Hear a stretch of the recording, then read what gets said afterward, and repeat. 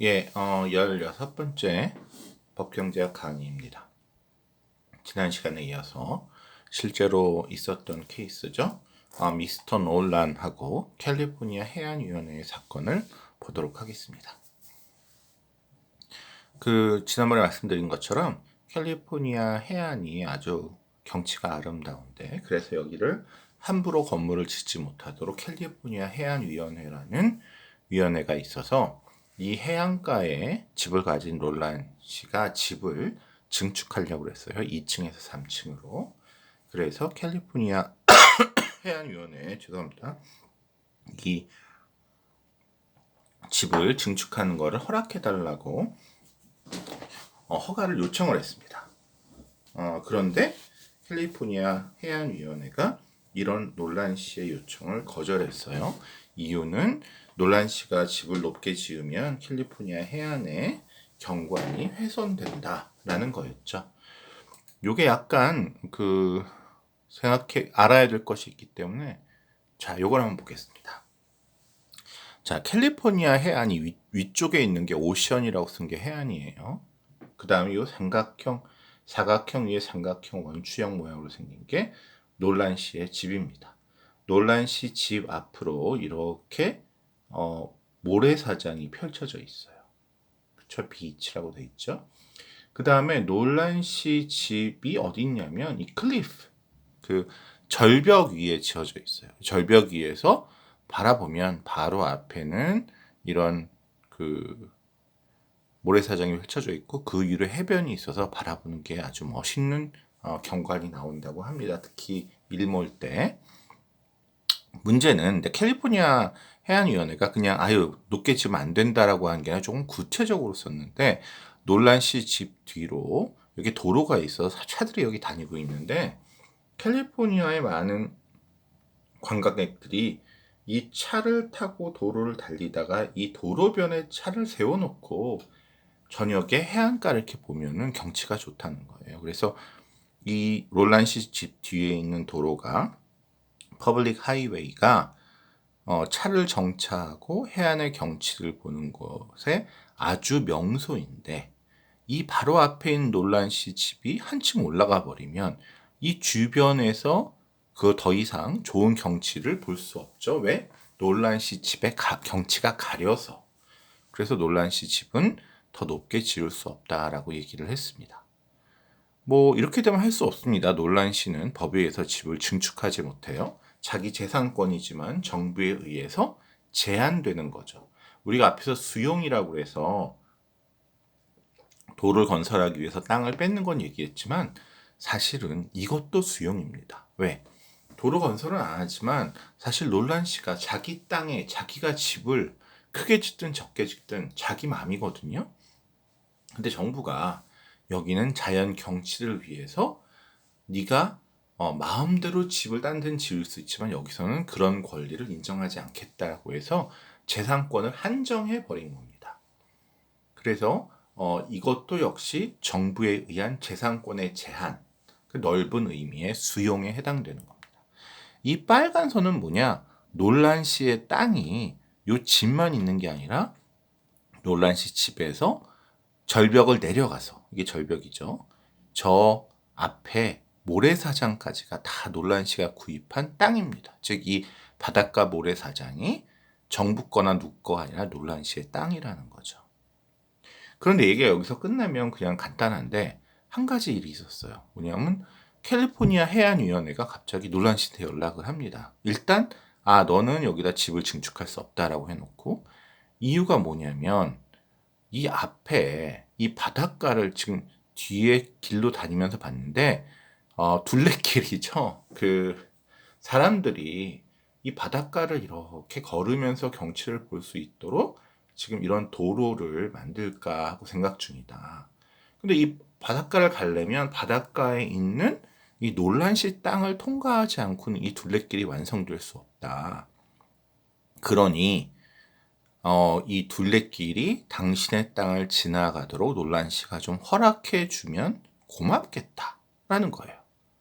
근데 여기다 덧붙여서 뭐라고 그러냐면 이 집 앞을 지나는 둘레길을 놀란 씨가 허용해 주면 그에 보답하는 의미에서 뭐예요? 놀란시 집을 2층에서 3층으로 올리는 걸 우리가 특별히 허락해 주겠다 라고 합니다. 여러분 놀란시라면 뭐라 그러겠어요? 오, 이거 잘 됐네 라고 생각할까요? 미국은 참 법치국가고 내가 보기에 놀란시도 법을 잘하는 사람인 것 같은 게, 그러자마자 놀란시가 대뜸 캘리포니아를 상대로 소송을 겁니다. 캘리포니아 해안위원회를. 이유는 뭐냐? 생각해 보시라. 지금 이 뒤에 길을 지나는 자동차들이 해안의 경치를 보는데 우리 집이 높으면 방해가 돼서 허가를 안 해줬어요.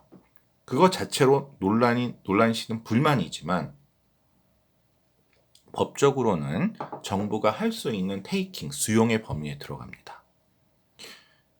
그런데 만약에 정부가 이 증축을 해주는 대신에 놀란시 집 뒤에서 앞으로 나가는, 해변으로 나가는 이 절벽을 통해서 이런 길을 놀란시가 만들어라. 그럼 이 뒤에 다니던 사람이 놀란시 집 때문에 해안이 안 보여도 이렇게 절벽을 내려가서 경치를 구경하고 올 수 있을 거 아니냐라고 했으면, 사실은 원래 취지에 부합하도록 그래, 집을 높게 허용하는 대신에 그것 때문에 못 보는 사람들이 해안 앞으로 걸어갈 수 있도록 네가 준비를 해라라고 하면 이것 또한 논리적으로 정확히 맞습니다. 문제는 뭐냐? 이 뒤에서 가는 게 아니라 앞에 해변가의 길을 허용해주면 집을 높이 지어라? 그럼 집을 높이 지면 여전히 뒤로 다니는 자동차들은 해안가의 경치를 망치게 돼요. 그리고 이 사람들은 여기서 다시 해안가로 나갈 길이 없기 때문에 이 사람들의 문제는 전혀 해결 안 되는데, 갑자기 집을 증축을 허용해 준다는 거는 캘리포니아 해안위원회가 정말로 이 뒤에 자동차 길에서 해안의 경치가 방해받는 것을 정말로 걱정해서 증축을 막았느냐라는 거죠. 오히려 어떤 해석이 가능하면 캘리포니아 해안위원회가 이 해안가에 둘레길을 만들려고 했는데, 근데 놀란시가 이거 하면 돈을 달라고 그러거나 허가를 안 해줄까봐 걱정을 하고 있는데, 놀란시가 증축을 하겠다고 하니 일단 증축을 거절해라. 그래갖고 놀란시를 곤란한 지경에 만들어 놓고, 이거 길을 뚫어주면, 공짜로 이용하게 해주면 증축을 하도록 해줄게 라고 어떻게 보면 의도적으로 협박 공갈을 한 것이 아니냐는 거죠. 즉, 이 뒤에 경치를 막는 거는 전혀 막지도 않는데 이 놀란시의 앞에 있는 땅을 빼앗으려고 정부가 어떻게 보면 사기를 친 거다. 즉, 수용이라는 것을 가장해서 개인의 재산권을 뺏었다 라고 놀란시가 주장했고, 법원에서 이를 받아들였다고 합니다. 참 그게 뭐 간단한 걸 수도 있지만, 정말 수용이라는 게 정말 정부가 필요하고 공공의 이익을 위해서 한 것인가, 아니면 정부가 개인의 재산을 공짜로 돈도 내지 않고 탐해서 벌어진 일인가를 미묘하게 잘 나타내주는 예인 것 같아서 제가 말씀을 드렸습니다. 어쨌든 이 수용이라는 게 여러분이 생각하는 것보다 하여튼 현실에서 여러분도 살다 보면 여러분이 산 집이나 토지가 정부에 의해서 제한받을 수 있어요. 그럼 참 황당합니다. 그러니까 뭐 예를 들어서 여러분이 아파트 청약에 당첨돼서 여러분 여기 아파트가 들어왔으면 이게 여기 내가 이사할 거다라고 했는데, 뭐 가끔 일어나는 일이 그 아파트를 지으려고 땅을 파는데 거기서 백제 시대, 고구려 시대 유적이 나타나는 거예요. 그러면 이 공사가 원래 한 3년 걸려서 입주하려고 그랬는데 그 유적을 막 학자들이 와서 하나하나 파내야 되고 그동안 공사가 중지되거든요. 그러면 3년 걸릴 공사가 5년, 6년 걸릴 수도 있고, 그게 그냥 단순히 오래 걸리는 게 아니라 그 오래 걸리는 것 자체도 비용이 듭니다. 여러분이 다른 아파트에 살아야 돼요. 지금 여러분이 35인데 37살에 38살에 입주하겠다는데 35세 됐는데 그게 막 40이 넘어서 그 아파트에 간신히 들어가게 되면 그 5년은 누가 보상해주고, 그렇게 하면서 그 아파트 건설 현장에 공사비가 막 하늘로 치솟습니다.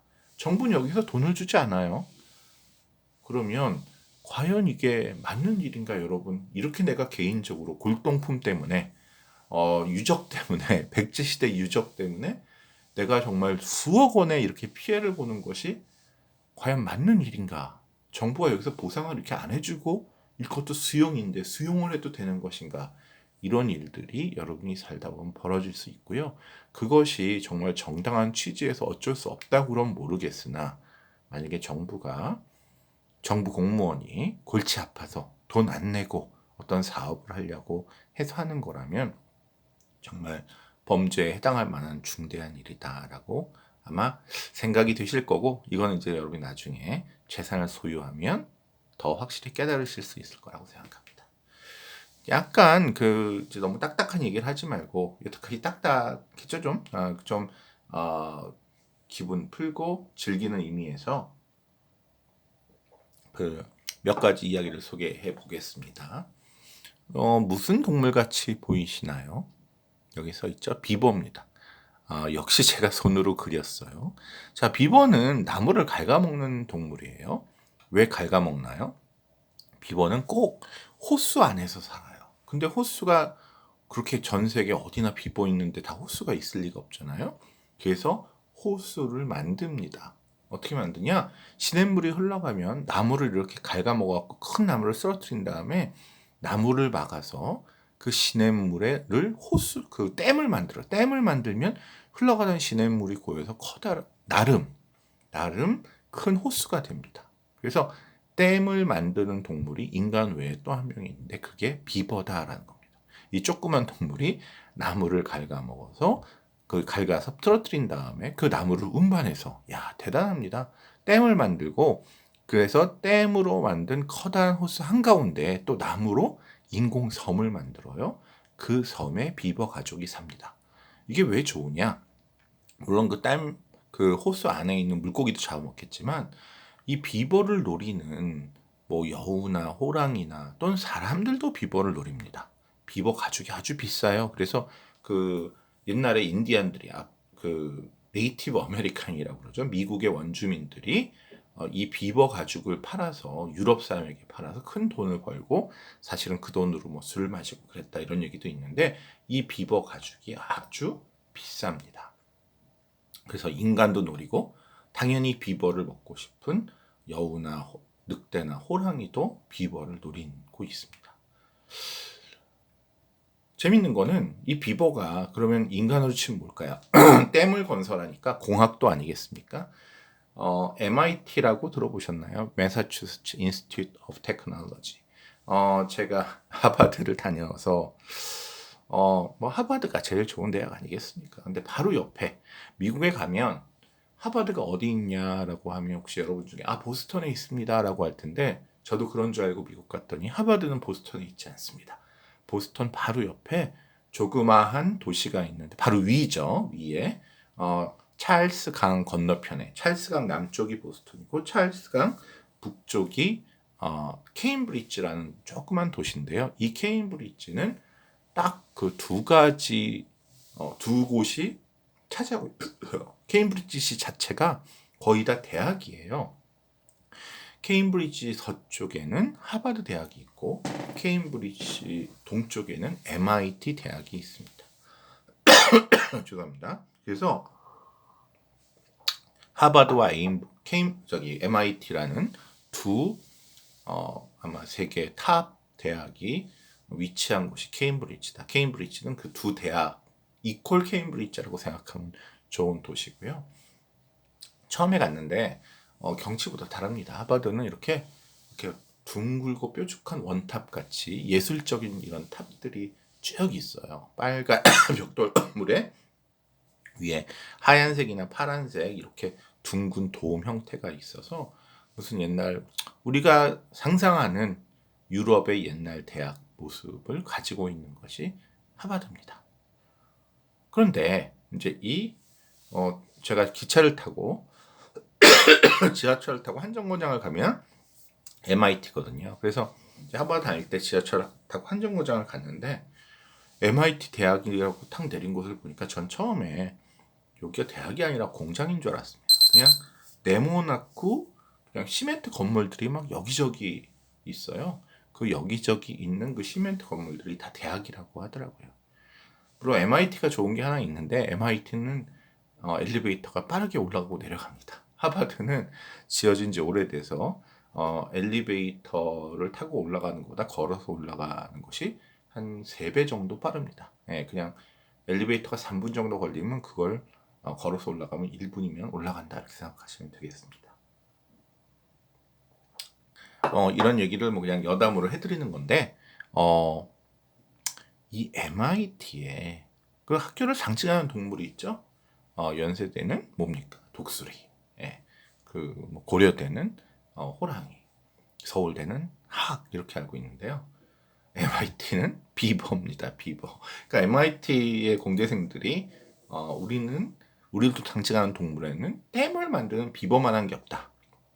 그래서 비버를 학교의 상징으로 삼고 있다고 합니다. 그래서 MIT를 상징하는 동물은 비버다라는 거고요.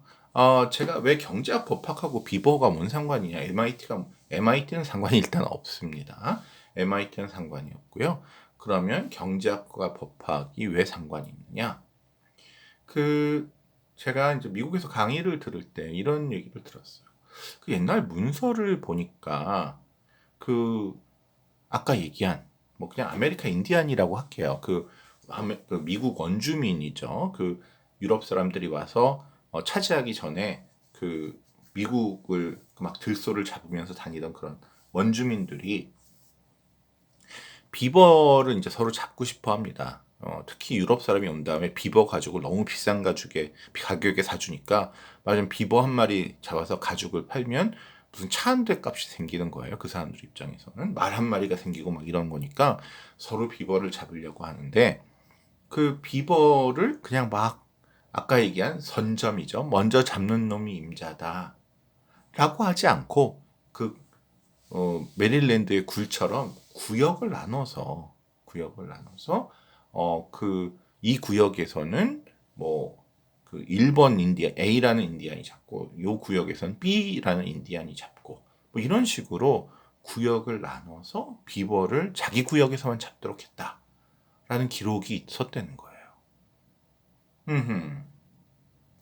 어떨까요? 이것이 가능할까요? 사실은 남의 굴을 안 잡는다는 것도 조금 의심해 볼 만한 일이에요. 왜냐면 내가 A라는 제가 어부인데 보니까 옆에 있는 B라는 어부 그 해안가에 굴이 아주 트질해요. 그럼 제가 몰래 들어가서 그걸 잡아오지 않을까요? 밤이나 이른 새벽에 몰래 옆에 해안가에 들어가서 굴을 따오면 끝이잖아요. 아마 요즘은 제가 보기에 CCTV나 여러 가지 그 장비를 통해서 그렇게 하지 못하도록 하는 게 있지 않으면 사실 요즘도 옆에 가서 굴을 따올 겁니다. 그런데 예전에 넓은 숲에서 인디안들이 이 왼쪽 숲은 A라는 인디안 거고 오른쪽 숲은 B라는 인디안 거니까 B는 오른쪽 숲에서만 비버 잡고 A는 왼쪽 숲에서만 잡으세요 라고 정했다는 건데 이게 어떻게 가능하냐는 거죠. 경작자들은 대뜸 아니 그 인디안이 그 넓은 숲 하루 종일 지킬 리도 없고 A가 몰래 오른쪽에 있는 B의 숲으로 살금살금 가서 뭐 B가 이렇게 약간 점심 먹고 있을 때 가면 되는 거죠. 비버를 잡아서 오면 사실 이 비버가 이 왼쪽 숲의 비버인지 오른쪽 숲의 비버인지 아무도 모르거든요. 이 B 인디안이 요새 이상하다. 여기 비버가 안 잡히고 저 A 인디안이 잡은 게 내 거 같은데 라고 의심을 하더라도 어떻게 그걸 증명할 방법이 없습니다. 그래서 문서에는 비록 구획을 나눠서 이 비버를 잡았다고 남아있지만 현실적으로 이건 탁상 공론이지 현실에서 인디안들이 정말 무슨 양심적인 성인군자가 아닌 한 이렇게 한 마리 비버 잡으면 차 한 대, 말 한 마리 값이 나오는데 이거를 포기하고 자기 구역에서만 잡고 남의 구역 비버를 훔치지 않았다? 이게 믿기 힘들다는 거죠. 그래서 아마 경제학자나 이런 사람들은 이런 룰은 현실적으로 실행되지 못했을 것이다 라고 주장을 할 겁니다. 그런데 이런 일이 정말 있을까요? 없을까요? 정말 구획을 나눴는데 꼭 양심이 없더라도 A라는 인디안이 B라 인디안 구역에 들어가서 비버를 잡지 않도록 하는 어떤 방범 시스템 같은 게 가능했을까요? 여기서 이제 제가 말씀드리고 싶은 거는 경제학은 어려울 거다라고 하고 끝납니다. 근데 경제학자가 현실을 잘 모른다, 현실에 관심이 없다라고 욕을 먹어도 조금 싼 것이 이 질문을 던져보겠습니다. 여러분, 비버를 어떻게 잡나요? 돌을 던져 잡는다, 총을 쏴서 잡는다, 당연히 화살을 쏴서 잡겠죠. 몽둥이로 때려 잡겠죠. 통통해서 잘 못 뛰잖아요. 천만의 말씀입니다. 비버 정말 잘 달리고요. 비버가 너무너무 조심성이 많아요. 생각해보세요. 보통 동물은 그냥 토끼는 뛰어서 숨고 막 이러면서 다니는데 비버는 얼마나 계획성이 좋으면 자기 식구의 안전을 위해서 이 통나무를 갉아서 쓰러뜨린 다음에 댐을 만들고 호수 가운데에 있습니다. 이 비버가 호수 가운데 그 나무섬에 숨으면 아무도 못 건드려요. 사람도 못 건드리고 늑대, 여우, 호랑이 아무도 못 건드립니다. 곰 아무도 못 건드려요. 비버는 이렇게 안전장치를 해놓을 만큼 용이 주도하고 그래서 바스락거리는 소리만 멀리 들리면 바로 자기의 그 안전처인 그 호수 안에 나무섬으로 도망가서 숨습니다. 그래서 비버가 많은 동네에 사는 인디안이나 그 누구라도 실제로 비버를 보는 일은 거의 없대요. 당연히 비버가 댐을 만들고 그 안에 호수가 있고 거기 나무 섬이 있으니까 나무로 만든 이제 섬 거쳐 집이 있으니까 저기 비버가 살겠구나 하지만 그 근처에 가기만 하면 비버는 이미 호수에 뛰어들어서 자기 집으로 숨어버리기 때문에 비버를 실제로 보는 일은 거의 불가능하다는 거죠. 도대체 보여야 돌을 던지지, 돌을 던지든지 몽댕이로 때리든지 아니면 화살이라도 쏴서 잡는데 보이지가 않으니까 사실 비버 사냥은 이런 방법으로는 불가능하다는 거예요. 그럼 비버를 우리가 많이 잡고 있는데 도대체 어떻게 잡나요? 요즘 그 디스커버리 채널을 보면 알래스카에서 비버 잡는 게 나옵니다. 막상 많은 사냥이 그렇게 총을 쏘거나 이렇게 하는 거는 또 있지만 덫을 놓는 겁니다. 그래서 이 원주민들이 덫을 놓고 거기다 비버가 좋아하는 고기를 끼워 넣고 놔두고서는 집에 갔다가 한 2, 3일 후에 오잖아요. 그러면 거기에 비버가 걸려서 죽어 있는 거예요. 덫 때문에. 왜? 비버는 이제 사람이 없으니까 안심하고 와서 이 덫에 그 맛있는 고기를 먹으려고 고기를 디밀다가 탁 덫에 끼어서 죽는 겁니다.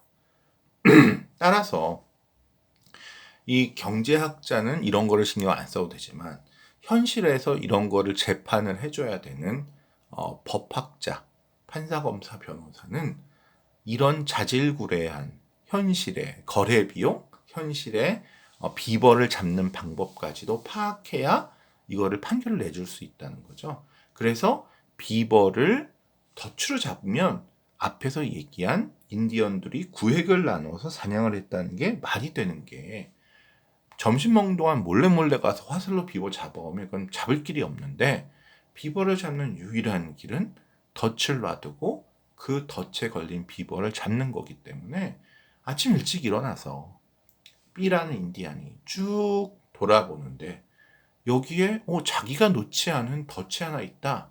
이거 누구 거냐? 이거 A 인디안 또 이 짓 했네? 라고 해서 그 덫을 없애버리고 A한테 그 덫을 들고 와서 막 혼을 낼 수가 있다는 거죠. 물론 완벽하진 않으나 이런 식으로 덫이라는 거는 며칠 거기 놔둬야 비버가 잡히기 때문에 이 덫을 원래 주인인 그 지역의 비버의 주인이 된 B라는 인디안이 그 덫을 발견함으로써 A가 나쁜 짓을 했다는 걸 알고 A한테 처벌이 가능하다. 그래서 A는 이 남의 구역에 남의 구역에서 화살로 쏴서 비버 잡을 수 있다 그러면 너무 쉽지만 덫을 놔서 잡는다는 거는 현실성이 떨어지는 일이다라는 얘기죠. 그래서 경제학하고 법학은 둘 다 필요한 것 같습니다. 법학은 이렇게 비벌을 어떻게 잡나, 이 송어를 어떻게 낚시하나 이런 것까지 다 알아야 낚시꾼들과 사냥꾼들의 이런 그 여러 가지 다툼이나 논쟁 이런 거를 해결해 줄 수 있는 것이 법학이고요. 경제학은 그 대신에 이런 거 하나하나는 못하지만 이것을 다 통달할 수 있는, 법학은 또 너무 이 개별적인 문제에 몰입해서 큰 그림을 조금 보는 것이 부족할 수 있다는 생각이 들고요. 반면에 경제학은 디테일은 약하고 큰 그림만 보는 학문인 경향이 있습니다. 그래서 많은 얘기가 법학은 이렇게 막 예쁜 조그만 구슬이 천지사방에 흐트러져 있는데 하나하나는 예쁘지만 천지사방에 흐트러져 있어서 이것이 너무 체계가 없는데, 경제학은 이런 구슬은 잘 모르는데 기다란 끈 같은 거예요. 그래서 경제학의 끈에 법학 쪽에 이 작은 구슬들을 하나하나 넣으면 경제학과 법학이 결합돼서 아름다운 구슬 목걸이가 나온다. 이제 뭐 이런 예를 드는 분도 계십니다. 그래서 지금 이 강의를 듣는 분들이 대부분 지금 경제학을 공부한 학생이겠죠. 이런 그 경제학 책에 분명히 비버잡고 무슨 뭐 쇠탕물 아래 그릇 묻고 이런 얘기 안 나오는데, 앞으로 이 경제학의 지식의 목걸이 끈을 바탕으로 현실에서 구슬을 집어넣는 작업을 하면 어떨까. 또 많은 학생 요새는 로스쿨에 진학하기 때문에 그런 식으로 경제학과 법학을 이해하면 잘 정리되지 않을까 생각합니다. 이상으로 16번째 강의를 마치도록 하겠습니다.